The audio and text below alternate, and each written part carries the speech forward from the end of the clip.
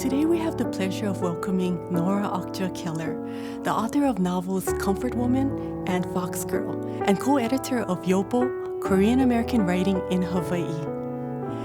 Her works have been published widely in many anthologies. She is the recipient of several awards, including the Elliott Cades Award for Literature, Pushcart Prize, and the American Book Award.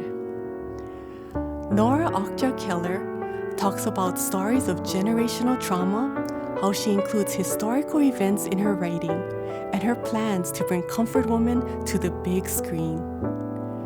Join us in a space for creativity. Welcome to the Reading Room.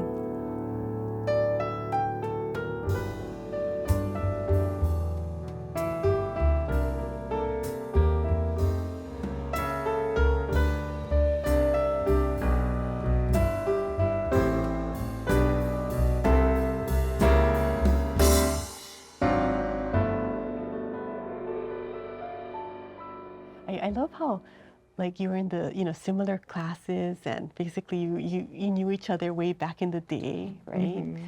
Oh goodness, and it's so good to have you here in the reading room today, and we love your books, like Comfort Women, and we have Fox Girl, and what was the inspiration for writing both of those books? So back in the early 90s, I had never heard the term comfort woman. It wasn't something that was in the public consciousness yet, and definitely wasn't in my personal consciousness. But one afternoon, our good friend Marie Hara gave me a call and said, "Oh, Nora, there's like a visiting speaker from Korea. She's a Korean woman. She's going to talk about her experiences." And she might have used the term comfort woman at that point. I don't think so. But if she did, like I said, it wouldn't have been something that I would have even registered the meaning of, right? And so I was kind of debating, oh, okay. And so I met her down at UH. And we took our seats, and what I heard was something that I had never expected, right? The whole history of the comfort woman. Kyum-ju Hwang was the former comfort woman who was speaking through a translator about her experiences as a teenager being taken by the Japanese army into these like comfort stations and being forced to service the Japanese soldiers.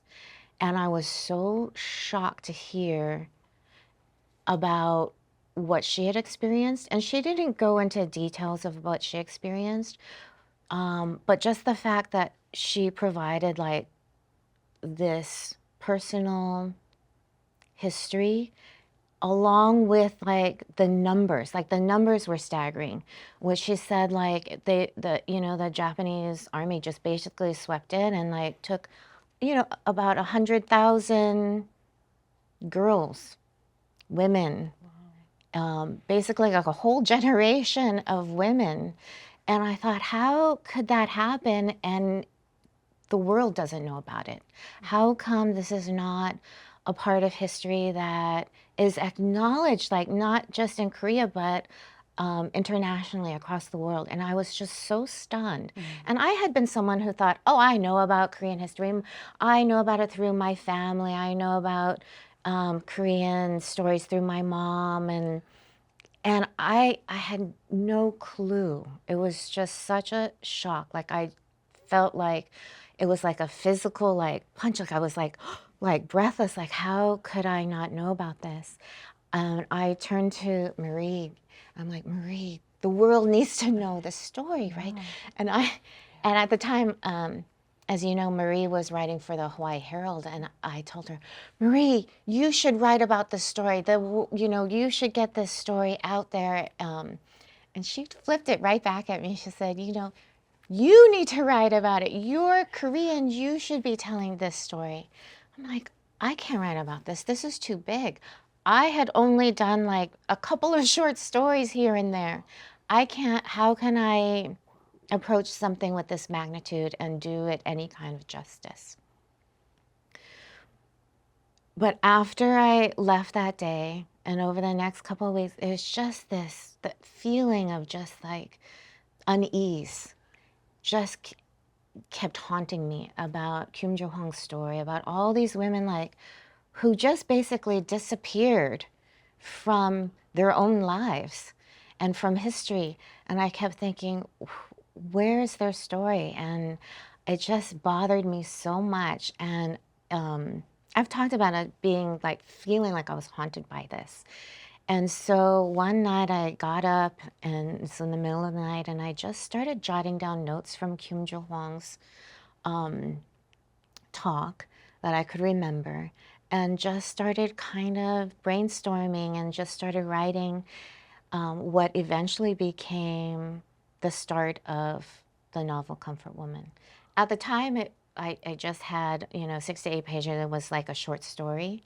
I thought, whew, I'm done. I wrote something.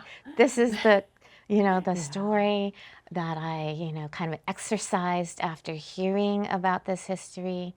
And I brought it to the Bamboo Ridge Writing Group, where Marie was also a part of, and shared it with them.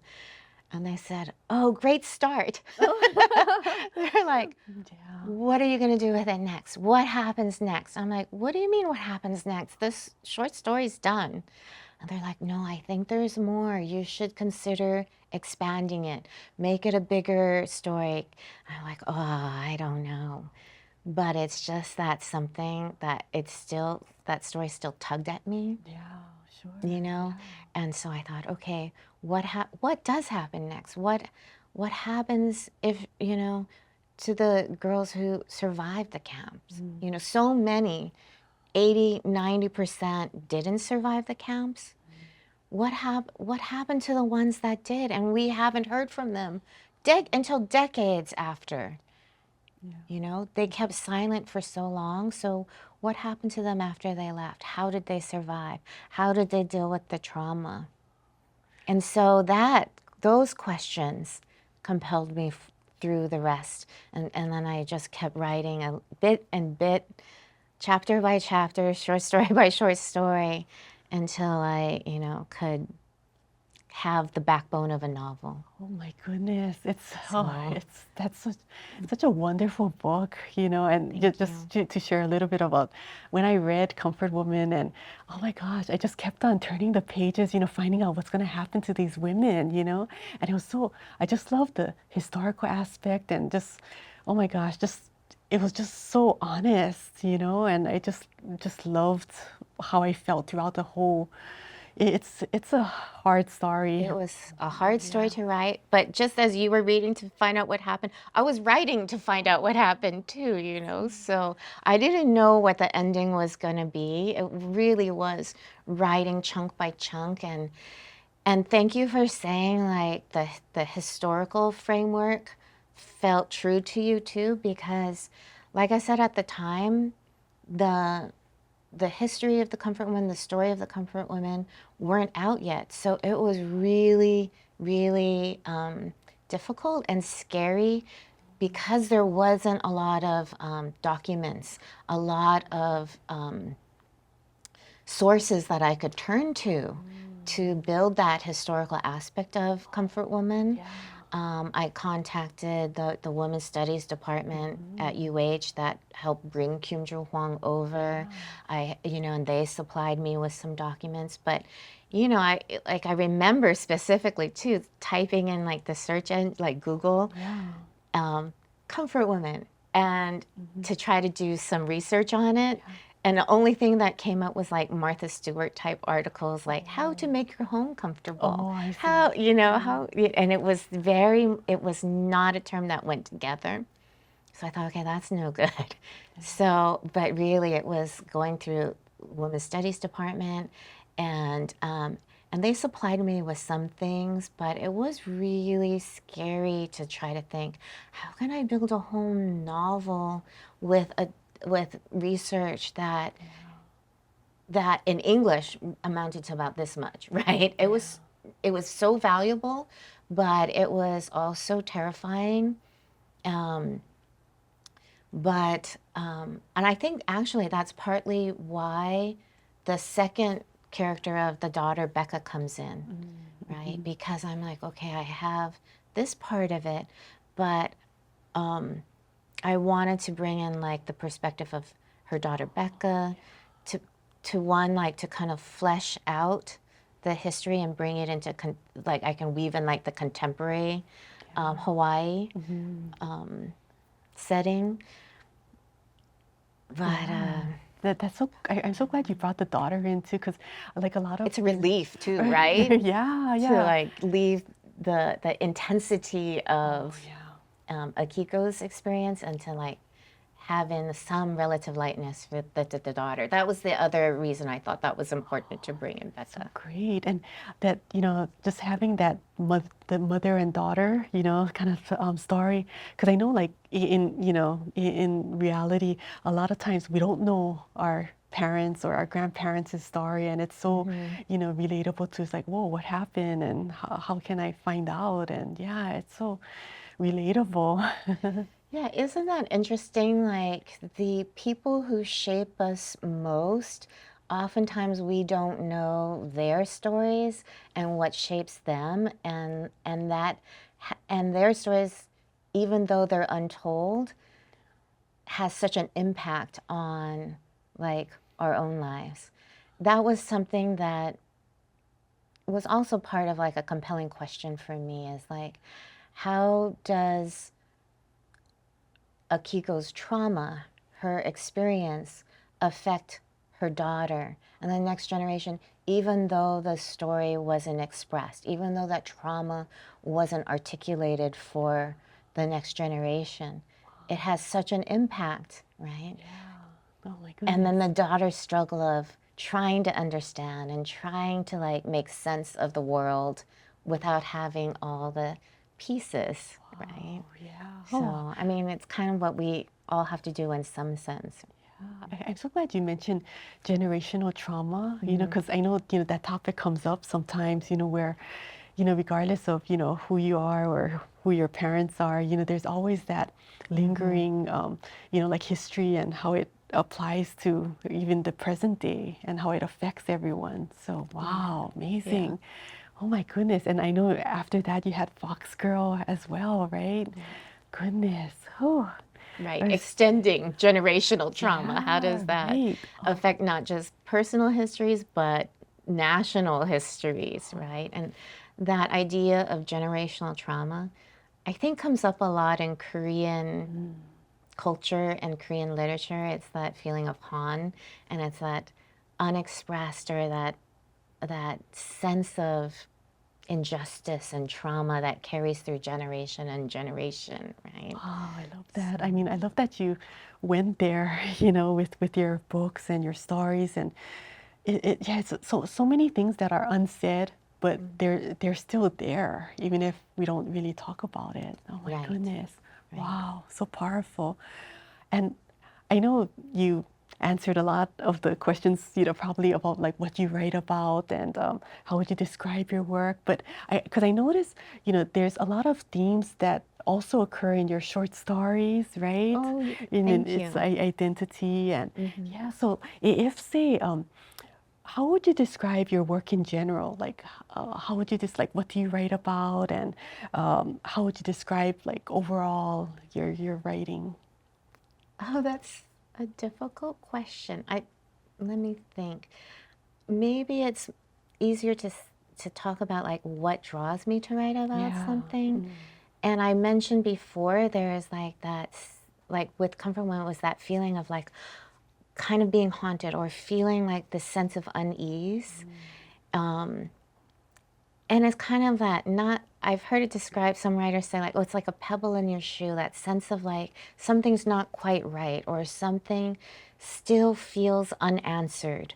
And that for me is like a sense that I know, oh, there's a story there somehow. And it could be something that I overhear or something that I experience in my own life, but it's that sense of like disquiet, that sense of like unease that feels like this isn't finished yet.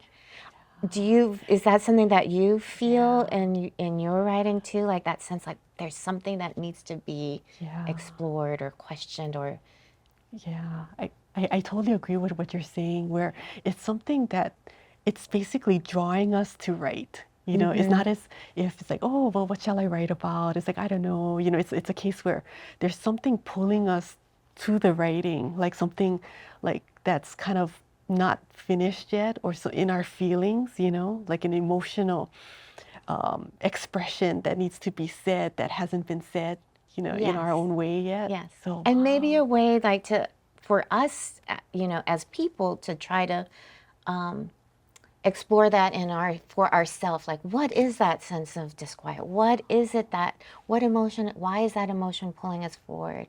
How can I make sense of that? Because I can't do it up in my head. My head is too chaotic. So sometimes it's like, oh, if I put it on the page, I can maybe I can make sense of it. Maybe I can create some kind of structure to hold all of this emotion or things that feel random coming at me during the day. Maybe that can hold it. The page can like help me pin it down. So, but it is that sense of like emotional, personal, like connection or tug. Oh my goodness. I know that there's a lot of events that influence your work. Have there been any authors that influence you? Oh, so many. Um, I will share with you like just kind of what a time in my life that was very influential in my life as like to get me started as a writer, and that was I think it was probably my junior year at UH. I signed up to take this class, Asian American Literature. It was the first time that it was taught at UH. And that was the first time that I had read literature by Asian American authors. Wow. It's so crazy to Yeah. think that, right? I didn't have that in high school, Wow. right? I Yeah. had a very classical like education in terms of American literature. And so to go to like to be in a class and then be exposed to writers like Maxine Kingston, Joy Kogawa, Leon Lee, it was like, wow. That was the first time I thought, oh my gosh, this is like, I've always enjoyed reading.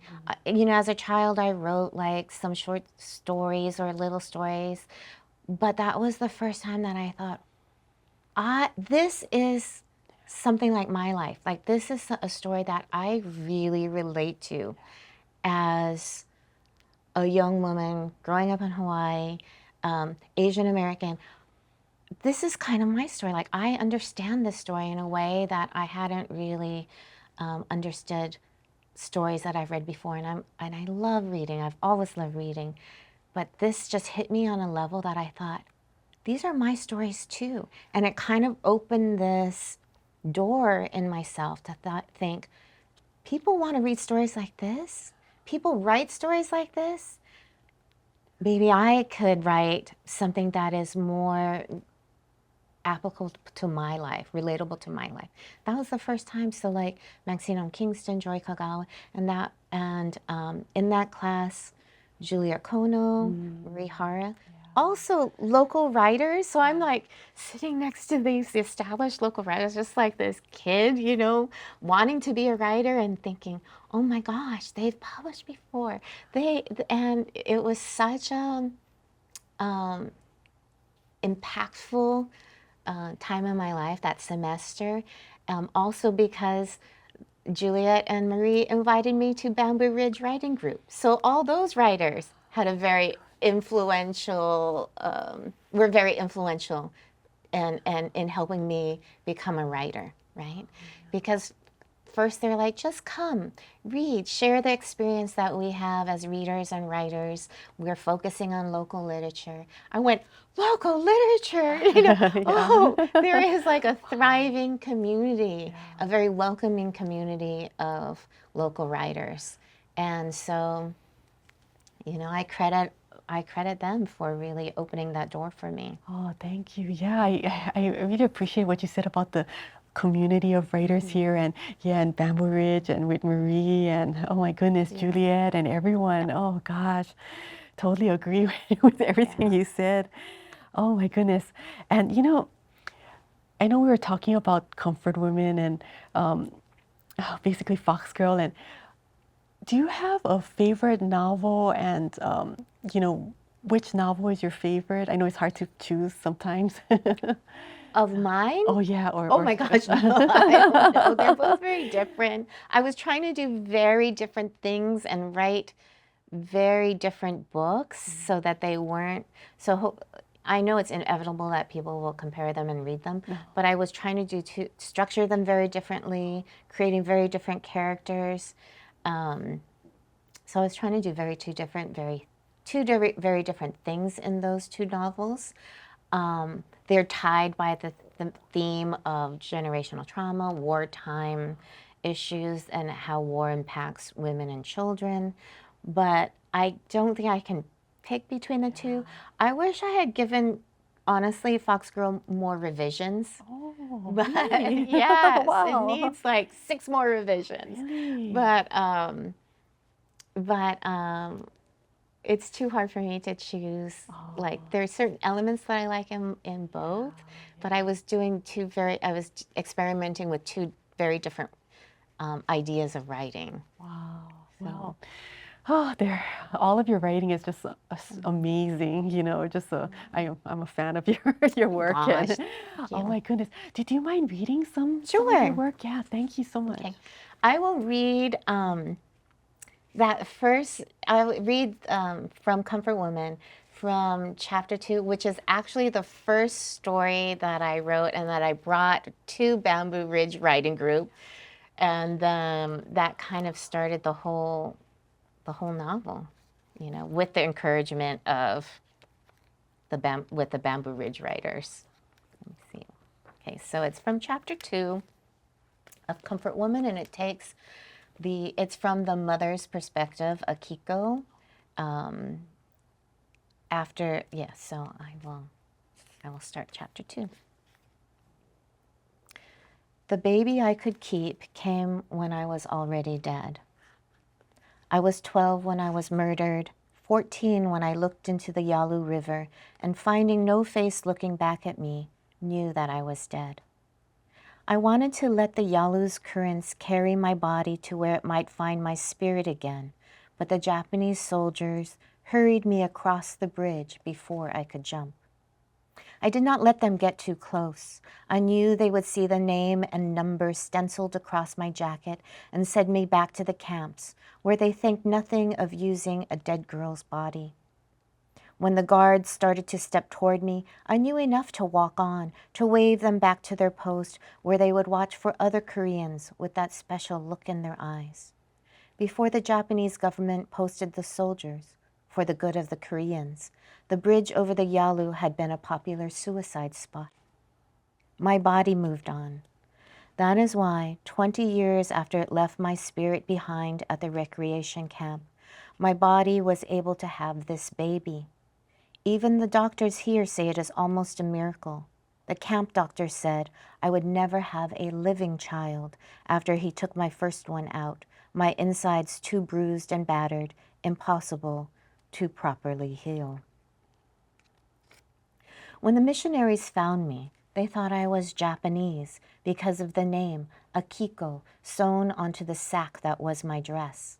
The number 41 they weren't sure about and thought, perhaps an orphanage? They asked me in Korean, Japanese, Chinese, where I came from, who my family was, but by then I had no voice and could only stand dumbly in front of their moving mouths as they lifted my arms, poked at my teeth and into my ears, wiped the dirt from my face. She is like the wild child raised by tigers, I heard them say to each other. Physically human, but able to speak only in the language of animals. They were kind, though, and praised me when I responded to the simple commands they issued in Japanese. Sit, eat, sleep. Had they asked, I would also responded to closed mouth and open legs. At the camps where the Japanese called us Jungen Yanfu, military comfort women, we were taught only whatever was necessary to service the soldiers. Other than that, we were not expected to understand and were forbidden to speak any language at all.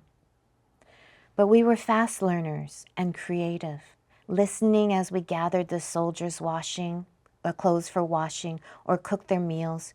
We were able to surmise when troops were coming in and how many we were expected to serve. We taught ourselves to communicate through eye movements, through body posture, through tilts of the head, or when we could not see each other, through rhythmic rustlings between our stalls. In this way we could speak. In this way we kept our sanity. To this day, I do not think Induk, the woman who was the Camp Akiko before me, cracked. Most of the other women thought she did because she would not shut up. One night she talked loud and nonstop. In Korean and in Japanese, she denounced the soldiers, yelling at them to stop their invasion of her country and her body. Even as they mounted her, she shouted, "I am Korea. I am a woman. I am alive. I am 17. I had a family just like you do. I am a daughter. I am a sister." Men left her stall quickly, some crying, most angrily joining the line for the woman next door. All through the night she talked, reclaiming her Korean name, reciting her family genealogy, even chanting the recipes her mother had passed on to her. Just before daybreak, they took her out of her stall and into the woods, where we couldn't hear her anymore. They brought her back skewered, from her vagina to her mouth, like a pig ready for roasting. A lesson they told the rest of us, warning us into silence. That night, it was as if 1,000 frogs encircled the camp. They opened their throats for us, swallowed our tears, and cried for us. All night, it seemed, they called, "Induk, Induk, Induk," so we would never forget. Ooh, oh, so strong. Thank you so much for reading that. Oh my gosh, it's so vivid, and it's, it's just such a kind of an insane time with, it's insane events and everything, but everyone's dealing with it as much as they could, and it's just so outrageous that all of this happened. So thank you so much for writing these stories. I really appreciate that. Thank you. And I know you went into your writing process. So it sounded like you go from chapter to chapter, and you kind of like have it as like short story kind of format. Is that correct? That's correct for Comfort Women. So because I had only done short stories before, so that was the format and length that I was comfortable with. So that's how I started off writing Comfort Women. So it's not like a linear narrative, as it is in Fox Girl. It was chapter by chapter or story by story, and like I said, it wasn't like a linear timeline. So at the end, I had or in the middle, I had maybe half a dozen Akiko chapters, half a dozen Becca chapters, and I went, is this going to fit together? And so I basically took pieces and tried to organize a puzzle on the floor, literally on the floor, just laid out, I printed out and laid out on the floor, what goes where? Can this chapter go here? Does it make sense to intersperse them this way? And I wanted the mother-daughter chapters because, as you said, the mother-daughter is the heart of that story, of the novel. So I wanted them to kind of have a conversation with each other. I wanted them to be able to speak back and forth through the chapters because it's something they didn't do in their lives, to each other. So I wanted the characters to be able to do it through their stories that they were telling through this book. So I would do this and say, how does this speak to, how is Becca answering Akiko? How is Akiko addressing Becca, through the chapters? So that was how the process of that book went. And there was some places I'd be like, oh, there's a big gap here. They're not speaking to each other. They're having two different conversations, which I guess in real life happens, right? People talk this way and over each other. Family gatherings, you know, you have your uncle saying one thing here, and then the auntie is talking something totally different about her recipe for macaroni salad, right? It's two different things. So whenever I had those miscommunications, I just leave a blank space, a blank paper, right, to like say, okay, this is where I need to write a chapter here that addresses this miscommunication, that they're not connecting. How can I form a bridge? I need to write a chapter that is to bridge them together somehow, thematically, linguistically. That's a blank spot. And so then that's how I kind of stitch together. Oh my Comfort goodness. Woman.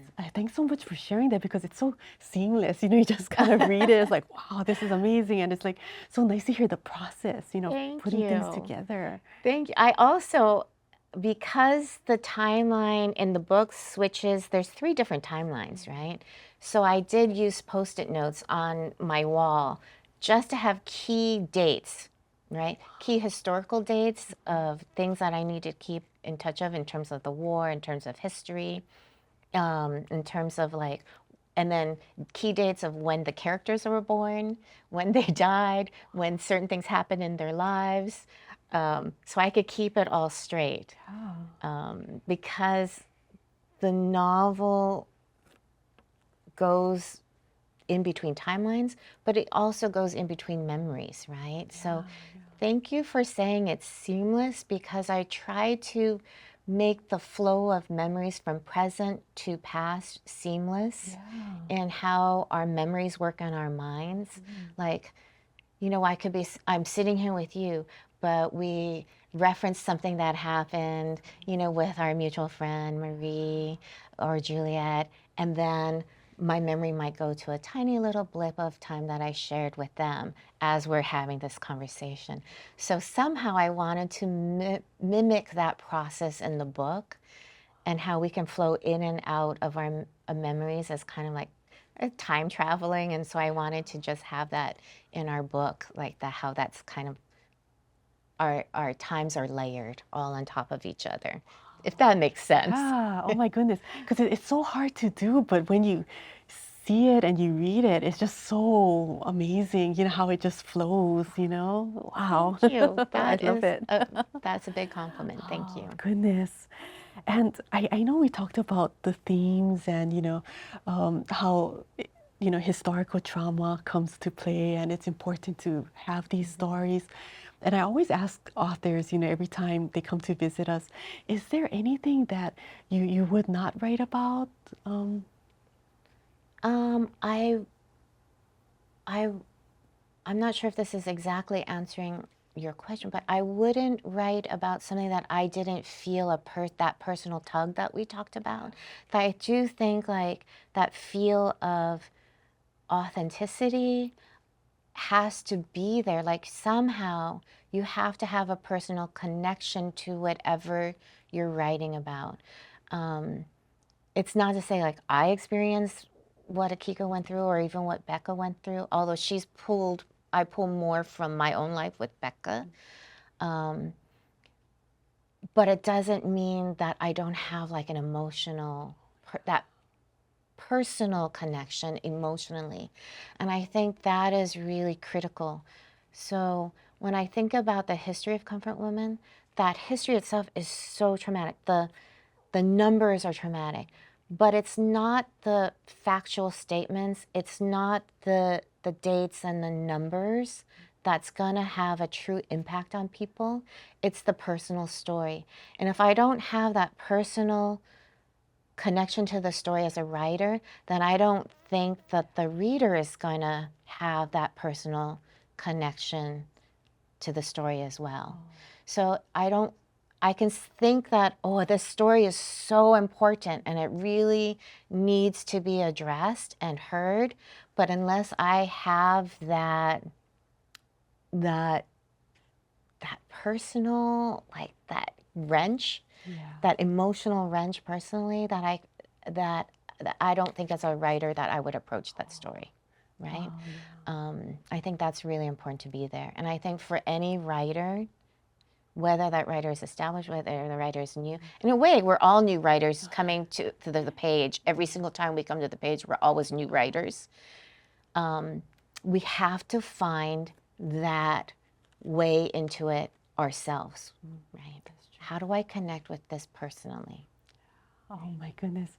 You know, you got so much good advice, especially because I know sometimes writers, they'll try to like write a story, but they're not really into it, you know, and then again, sometimes the story isn't very, you know, written very well. And, you know, but I love your advice about just, you know, going to what you strongly feel about and just following what your emotions are and what's you're drawn to. So wonderful, wonderful. Oh my goodness. And I know I need to ask this because I know a lot of our students, you know, will ask this. Sometimes they have writer's block and they're wondering what to do with, what's the cure for writer's block? Oh my gosh, What do talk you to me. feel? I had 10 years of that. I will say what helps is to try to let go of that writing critic. Like it plagues me terribly, like that anxiety, that writing critic or that critic in the back of your head. It's about writing, but it's about life in general, right? Oh, that's crap. Why are you doing that? You know, you gotta try to turn that off. I think in writing, in life, and everything that you do. Otherwise, it's paralyzing to go forward in any project. So it's very helpful to try to turn that off and this is what I've told my own students in the classroom, is that when you write, the first draft, put everything on the page. Even if that little critic in your head is saying crap, put the crap on the page, put everything on the page, and let yourself write crap because it's a first draft. You don't have to share that with anybody, right? And just having everything on the page, throw everything on it, step away, come back to it. You have something to work with. It's like, I also use the analogy of like, if you are a sculptor, throw the dirt on the page, throw the clay on the page, throw it on the table. You can then shape it. You have something to work with. You can build it up. You can cut away pieces. You can, you can shape it and work with it and fiddle with it. You can chop it in half. You can do whatever you want with it, but you have something to work with once you get all that stuff on the first page. And it's just a process of revising, right? That's the key to any writing process, is revision, right? Always, it's always that process of revising. To me, that's where the fun is too, when you can really start to play with it, is when you have the clay on the table, the words on the page, right? Goodness.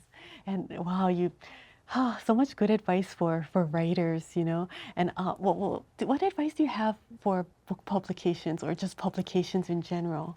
If you find a young writer saying, "I want to get published," well, what should I do? Or any advice for publication? That's a tough one because I say when you're still in the writing process, don't think about the product. Don't think about the end product. Just be in the process of like writing it, like revising it, get it to the point where, okay, this is the shape that I want. This is as far as I can take it on my own. This is as far as I could take it after maybe getting feedback from a really trusted reader, whoever that may be for you.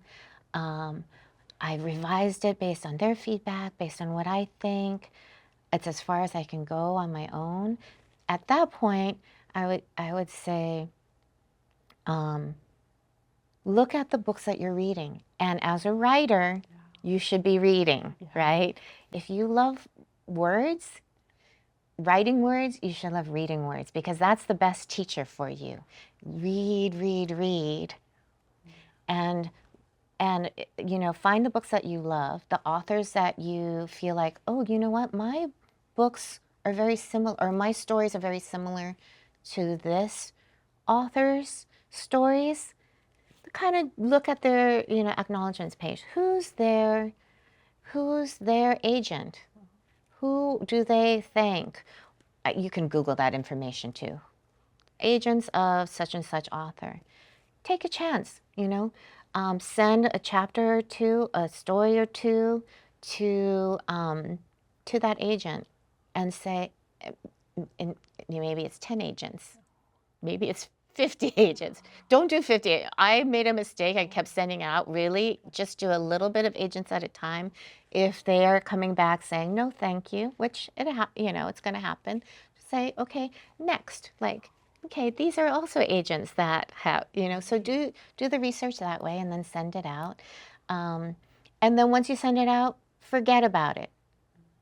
This is true for, like, if you have short stories, maybe not an agent yet, do publications. And in Hawaii, we have Bamboo Ridges are such a good resource for us, right? Yeah.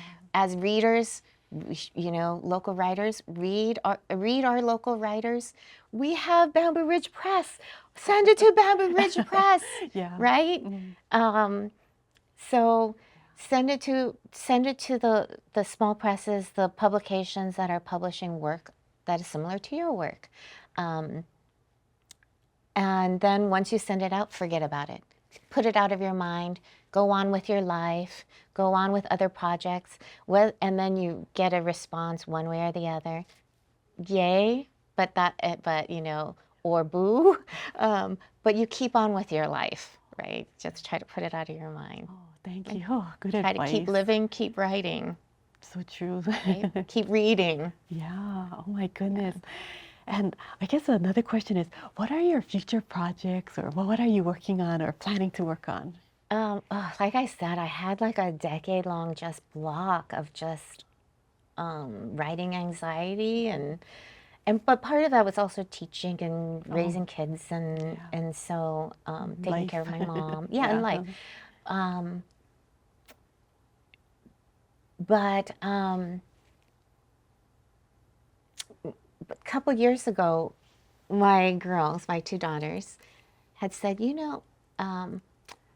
we think we should do a screenplay of Comfort Women. Oh, yeah. And I had gotten approached over the years, several times, but nothing ever really panned out. I think partly because of the challenges of the time shifts and the memory things and the dreamlike interior lives of both of my characters. So nothing really came of, as well as the traumatic theme. So nothing really came of the screenplay or film stuff from it. But they're like, we should do it ourselves. And so that was such a fun project with the three of us brainstorming the story. And then I'd write like a draft and I'd send it to like my daughters, and like Tay would write a draft and we would send it to Sunny, who would be like, oh, this works, this doesn't work, and we'd kind of go back and forth. And so we completed the screenplay for it. So, which great. I think is fabulous. By the way, if anybody's interested, we have a really excellent screenplay, which really is due to most of it was due to Tay really like saying, we got to just tear it apart and then put it together in new ways, because so much is interior. How are we going to put it like as an external actions, right? So it was such a fun process to do with them, and that was one of the things that kind of helped me push me out of writer's block again, is doing this project with them. So this is so we completed that. Right now, we're trying to figure out how to like shop it around and get it out into the world. But that's a project that we worked on and just finished a few months ago. And now they're just saying, oh, Mom, you should write about, my mom, their hominy, who recently passed away. And so I have been thinking, okay, maybe it's time I'd start, telling that part of the story of like her story, and then also maybe interwoven with, the caretaking that I did when they were small. So kind of interweaving the two caretaking bookends that I have in my life, right? Oh, I love So, that. Oh my goodness. we'll see. Oh yeah. Oh my goodness. I would love to see Comfort Woman on film. Oh my gosh, me too. Amazing. Okay, send the prayer Yeah, up. sending it out. Sending it out there into the universe. Oh, yeah. And also, that other stories with your mom is just so precious. Oh, love to hear that. Love to read that. Oh, That will be a goodness. tough one, but maybe it'll be a good one. We'll see. Oh, but thank you so much, Nora Okja Keller, for visiting us in the reading room and sharing everything with us here. Really appreciate it. Thank Oh my you gosh, so much. thank you so much. It's been such a pleasure. Oh. And thank you, everyone, for joining us for another episode of The Reading Room. Thank you. Yeah.